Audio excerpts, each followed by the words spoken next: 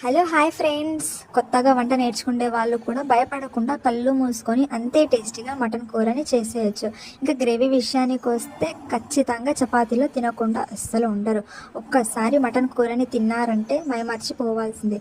దీనికోసం కేజీ మటన్లో పసుపు, అల్లం, సాల్ట్, స్పైసీ కోసం ఎక్కువే కారం వేసుకున్నాను, ధనియాల పొడి, మటన్ మసాలా, పెరుగు, కొన్ని జీడిపప్పు పలుకులు, కొబ్బరి తురుము వేసిన పేస్ట్, కొత్తిమీర, టమాటా, ఉల్లిపాయ, కొంచెం పుదీనా, కొంచెం కస్తూరి మేతి, ఆయిల్, చివరిలో కొంచెం నిమ్మకాయ రసం, తగినంత వాటర్ వేసి బాగా కలుపుకోవాలి.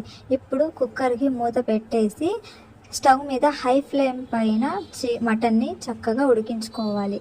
5 విజిల్స్ వచ్చాక ఓపెన్ చేసి పైన కొత్తిమీరతో గార్నిష్ చేయడమే. రెడీ అయిపోయింది మన హైదరాబాదీ మటన్ కర్రీ.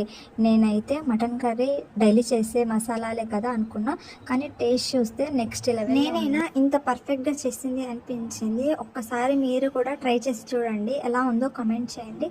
నచ్చితే లైక్, షేర్, సబ్స్క్రైబ్ చేయండి. Bye bye.